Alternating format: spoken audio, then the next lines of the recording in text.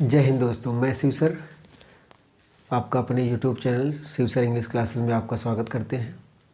जैसा कि आप बोर्ड पे दिख ही रहे होंगे कि हमने 4-5 क्वेश्चंस लिख रखे हैं और मैं आपको बता दूं कि प्रैक्टिस के जो ये मैंने मास्टर प्रैक्टिस क्लास स्टार्ट की है, ये इसमें आप अगर आप कंटिन्यू देख रहे हैं तो आप कुछ समय के बाद देखेंगे ना कि बहुत गजब की आपकी पकड़ हो जाएगी। पकड़ इसलिए हो जाएगी कि जैसे मैं इस पर कभी मतलब डिस्कस करूँगा कि प्रैक्टिस किस तरीके से बड़ा हेल्प करता है, हमें क्यों प्रैक्टिस करना चाहिए, तो उन सभी चीज़ों को हम बातें करेंगे। बट टुडे हम ये जो क्वेश्चंस लेकर आए हैं और मैं बहुत ही अच्छे से कोशिश करूँगा कि आपको एक्सप्लेन कर पाऊँ और मैं अपना 100% देने की कोशिश करूँगा और उम्मीद है कि आपको भी अच्छे से समझ में आएगा। और सभी को धन्यवाद, आप लोग हेल्प करते रहें और आगे भी आप हेल्प करते रहेंगे, मुझे उम्मीद है। तो चलिए हम स्टार्ट करते हैं क्लास को। देखिए पहला जो सेंटेंस लिखा है इसमें स्पॉटिंग एरर है, मतलब देखिए section A B C and D is generally no error, तो डी में नो एरर है। तो यहाँ ए बी सी ऐसे करके सभी 5 क्वेश्चन हैं, तो उसी को हम आज एक्सप्लेन करने वाले हैं और बहुत ही इंटरेस्टिंग और बहुत ही मज़ेदार होने वाला है। देखिए चलिए स्टार्ट करते हैं।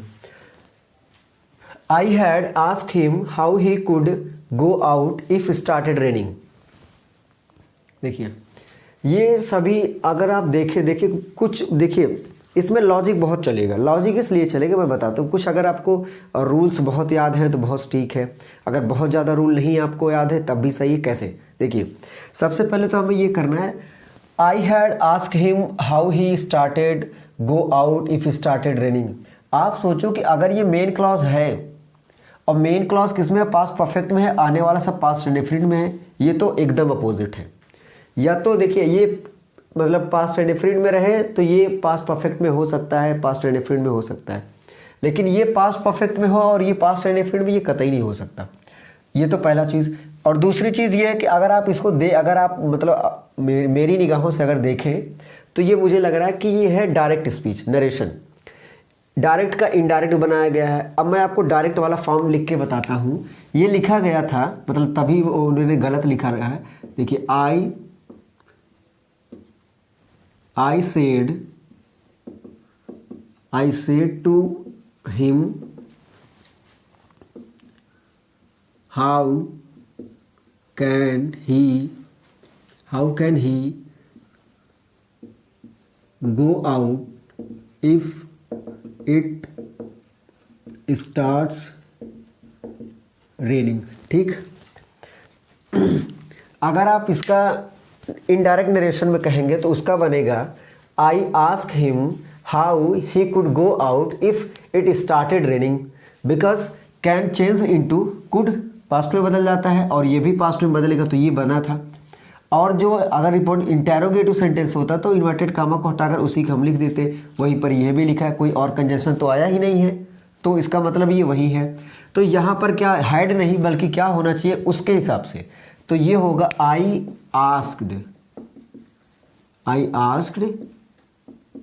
Him how he could go out if started raining. अगर बारिश शुरू हो जाती है तो वो कैसे बाहर जाएगा, तो ये है इसका मतलब। तो मुझे आई होप कि ये आपको समझ में आया है। तो ठीक है, जो मैंने पहले बताया वो तरीके से या फिर ऐसे आप समझ सकते हैं। तो जो एररनेस है वो इसमें पार्ट ए में है, इसमें जो है एरर है, इसमें होना चाहिए पास्ट इंडेफिनिट ना कि पास्ट परफेक्ट। देखिए another baffling change that I noticed, ठीक है, I noticed in him nowadays is that he avoids speaking to me. मतलब आजकल जो हमने उसका परिवर्तन देखा वो ये है कि वो मुझसे बात करने में कतराता है, इसका ये मतलब है। मतलब अजीब तरीके का बैफलिंग, मतलब एक जल्दबाजी का जो वो था। अनदर बैफलिंग चेंज मतलब कि कन्फ्यूज़न में या फिर हड़बड़ाहट में जो बदलाव हुआ, that I noticed in him now days. देखिए आपको पता है कि जब कभी भी जो कुछ जैसे डे संडे हो गया, ये मतलब कोई डेफिनेट टाइम नहीं है, आप बता ही नहीं सकते कि पास्ट का है फ्यूचर का है। एस्टरडे बिल्कुल पता है, टुडे बिल्कुल पता है, प्रेजेंट की बात हो रही है। ऐसे ही कुछ ऐसे होते जैसे नाउ डेज, ये भी प्रेजेंट है। नाउ डेज मतलब आजकल की बात हो रही है, इसका मतलब इसके साथ जो टेंस आना चाहिए वो भी प्रेजेंट में होना चाहिए था। ये तो पहला लॉजिक रहा। दूसरा आप ऐसे समझ सकते हैं कि आप another baffling change I noticed सभी प्रेजेंट में है, तो ये पास्ट में आप लिख ही नहीं सकते और ऐसा कोई क्लॉज भी नहीं है जो आपको जुड़ा हो। आप समझिए, now baffling change that I notice in him nowadays is that he avoids. इसका कहने का मतलब ये है कि मैं जो नोटिस करता हूँ आजकल उसका जो परिवर्तन हुआ है वो ये कि वो मुझसे बात करने में कतराता है। तो ये पूरा का पूरा प्रेजेंट में होना चाहिए था और ना ही ये किस में होना चाहिए था ये। तो ये होगा सिर्फ होगा I notice. Another baffling change मतलब एक और जो परिवर्तन हुआ है वो ये है कि आई नोटिस, मैंने नोटिस किया, मैं नोटिस करता हूँ कि आजकल मैं नोटिस करता हूँ कि वो क्या है, बात करने से मुझे कतराता है। ठीक है, आगे देखिए, it being a rainy day it I will decide to skip work and stay at home, no error. देखिए, सबसे पहले मैं आपको हमेशा सजेस्ट करता हूँ कि जब कभी भी स्पॉट द एरर को आपको स्टार्ट करना है तो उसमें सबसे पहले आप सब्जेक्ट वर्ब अग्रीमेंट खोजें। उसके बाद अगर कोई कंजंक्शन आ रहा हो तो उसे कंजंक्शन को खोजें। उसके बाद अगर नहीं दिखता तो कोई नाउन को पकड़े, नाउन को चेक करें। उसके बाद कोई किसी नाउन के साथ साथ आर्टिकल जो और एडजेक्टिव वगैरह आते रहते हैं उसको देखिए। तो सबसे पहला जो प्रायोरिटी हमारी होनी चाहिए सब्जेक्ट वर्ब अग्रीमेंट। फिर उसके बाद कोई कंजंक्शंस अगर आए हैं वो देखते हैं। उसके बाद कोई प्रोनाउन अगर यूज़ किया है वो देखते हैं। फिर आपको क्या करना, कोई नाउन के साथ कोई आर्टिकल या एडवर्ब या एडजेक्टिव आया उसका यूज़ करना, मतलब उसको प्रेफर करेंगे। So it being a rainy day, मैं अगर आपको ये पता है तो ये है नॉमिनेटिव एब्सोल्यूट। ये आप सिंथेसिस में पढ़ते हैं, ये नॉमिनेटिव एब्सोल्यूट यूज़ किया जाता है 2-3 सेंटेंस को जोड़कर एक बनाने के लिए। तो ये यहाँ किया है, it being a rainy day I will decide to skip work and stay at home. देखिए, इनका कहने का मतलब ही, अगर ये क्या है, हमने बताया आपको कि it being a rainy day ये नॉमिनेटिव एब्सोल्यूट है। अगर ये नॉमिनेटिव एब्सोल्यूट है तो इसका मतलब ये कि इट ये, और आपको पता ही है कि नॉमिनेटिव एब्सोल्यूट ये वगैरह क्या दिखाते हैं, रीज़न दिखाते हैं। रीज़न कारण ये कि आज का दिन क्या हो गया, बारिश हो गया, मतलब बारिश आज वो क्या बोलते हैं रेनी डे को, बारिश की वजह से आज मैं क्या करूँगा। अब इसमें क्या करें, I will decide to skip. अब आप सोचो, ये विल हम क्या यूज़ करते हैं, प्रोबेबिलिटी के लिए यूज़ करते हैं फ्यूचर में।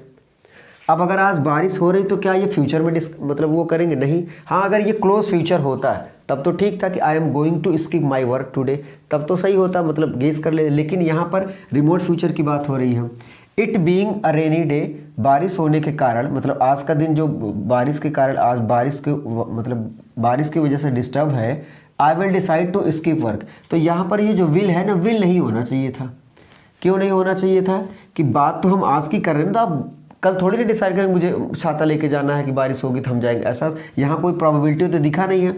अगर यहाँ कोई प्रोबेबिलिटी होती तो यहाँ प्रोबेबिलिटी यूज़ कर सकते थे फ्यूचर। फ्यूचर क्या है, संभावनाएं ही तो हैं, ठीक। तो इसलिए हमें क्या करना चाहिए, स्टे एट होम। यहाँ पर देखिए हम क्या करेंगे, घर पर वो रुकता है, इसलिए यहाँ पर विल नहीं बल्कि क्या होना चाहिए, सिर्फ डिसाइड होना चाहिए। तो पार्ट बी में क्या है, गलत है।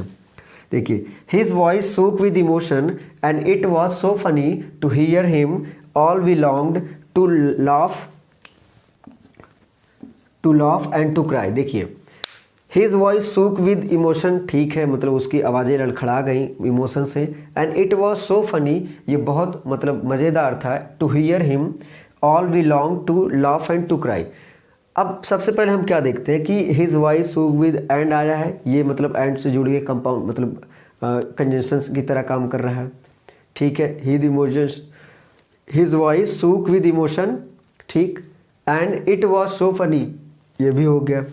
All we long to laugh, मतलब हम लोग हंस पड़े हैं, मतलब एकदम बिना हंसे नहीं रह पाए, तो आप ये कह सकते हैं all we long to laugh and to cry.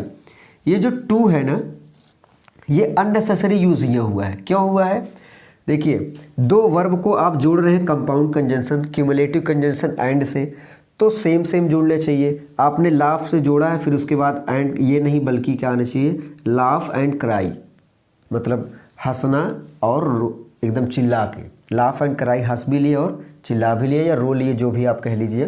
तो ये होना चाहिए था all we longed to laugh and cry, ना कि आप पढ़ो all we long to cry and to laugh, ऐसा कभी कोई वो बनता नहीं है। तो यहाँ पर टू नहीं रहेगा। एंड के बाद आप प्रीपोजिशन से स्टार्ट कर रहे हैं, तो एंड के बाद तो कोई जुड़ना चाहिए, तो हमें इसका मतलब ये लाफ एंड ये जो वर्ब है, वर्ब के साथ कंपाउंड जुड़ रहा है, तो ना कि प्रीपोजिशन से बल्कि वर्ब से वर्ब जोड़ेंगे। कंजंक्शन क्या करता है, दो वर्ड्स को, दो सेंटेंस को, दो क्लॉजेस को जोड़ता है, तो ये जोड़ दिया। आगे देखते हैं, I met the gentleman this morning on my way to the market. अगर देखा जाए तो ये पूरा का पूरा एक ही सेंटेंस है, इसमें कोई और सेंटेंस नहीं आया, तो ना कंजंक्शन को देखने की ज़रूरत है ना वो।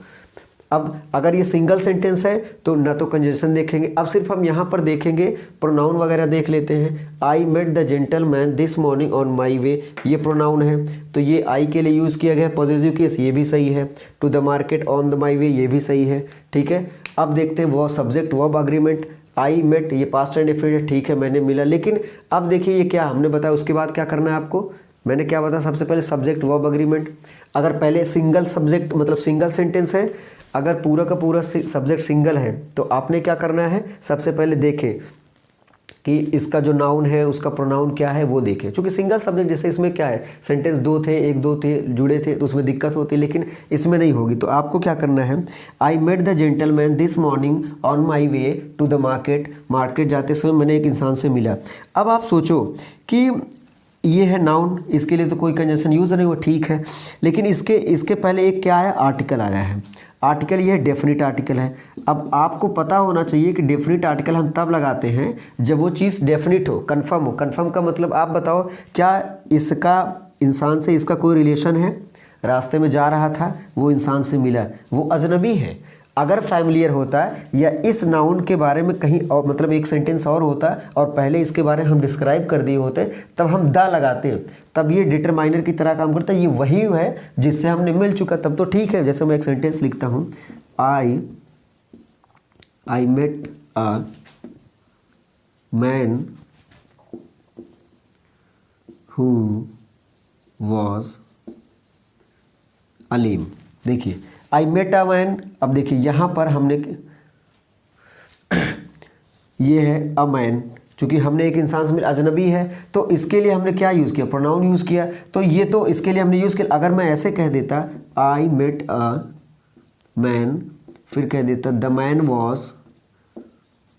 मैन वॉज ब्लाइंड, ठीक है, ठीक। अगर मैंने ये लिख दिया आई मेट अ मैन, यह मुझे नहीं लगता कि यहाँ दिख रहा होगा, तो मैं यहाँ नहीं बल्कि इसका एग्जांपल मैं यहाँ आपको समझाता हूँ। यहाँ पर देखिए, आई मेट अ मैन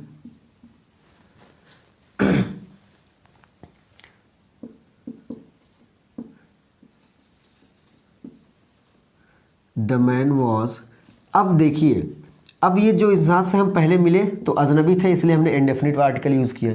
लेकिन अब हमने क्या किया कि अब हमने उसको यूज़ करिए द मैन। द मैन का मतलब वही इंसान जो जिससे हम मिल चुके हैं। अब यहाँ पर द सही है, लेकिन यहाँ पर क्या है, अब बताना चाहते हैं ना, द मैन वॉज ब्लाइंड, जिस आदमी से हमने मिला वो क्या था, बूढ़ा था। हालांकि यहाँ पर आना चाहिए तो हूँ अच्छे से, लेकिन मैं समझाने के लिए आपको बता रहा हूँ। आई मेट अ मैन, मैं एक इंसान से मिला, तो यहाँ इंडेफिनिट यूज़ हुआ है, क्योंकि यहाँ पर हमने फैमिलियर है नहीं। फिर हमने क्या बोला, द मैन वॉज ब्लाइंड, जिस इंसान से मैं मिला वो क्या था, ब्लाइंड था। लेकिन तो इसका मतलब ये क्या है, हमें फैमिलियर होते तब, लेकिन यहाँ पर क्या है, कोई ऐसा डिस्कशन ही नहीं है। तो यहाँ पर जो इन्होंने द यूज़ किया वो गलत है, यहाँ पर होना चाहिए आई मेट अ जेंटलमैन, ठीक। तो ये है पूरा कहानी, तो ऑप्शन ए वाले में गलत है। आई होप ये वीडियो आपको अच्छा लगा, मतलब ये पूरी कहानी जो हमने आपको समझाया बहुत ही इंटरेस्टिंग, मतलब मैंने अपने भरसक प्रयास किया, 100% दिया, 100% देने की कोशिश की है, और उम्मीद करता हूँ कि आपको भी बहुत ही अच्छे से समझ में आया होगा। देखिए प्रैक्टिस बहुत ज़रूरी है। अब ये प्रैक्टिस पे लेकर मैं किसी दिन एक वीडियो ज़रूर बनाऊंगा कि प्रैक्टिस हम कैसे करें या क्यों करें और उसका बेनिफिट क्या है। तो 2-3 मुद्दों पर हम बातें करेंगे। फिलहाल अभी के लिए तो शॉर्ट वीडियो ही सही है, ठीक है। आई होप आपको समझ में आया होगा, और कोई भी डाउट हो तो आप कमेंट बॉक्स में ज़रूर करें कि सर ये प्रॉब्लम है, इसको फिर से एलेबरेट कर दीजिएगा, मैं आगे ज़रूर आपको एक्सप्लेन कर दूँगा, ठीक। तो चलते हैं दोस्तों, मिलते हैं नेक्स्ट वीडियो में। जय हिंद।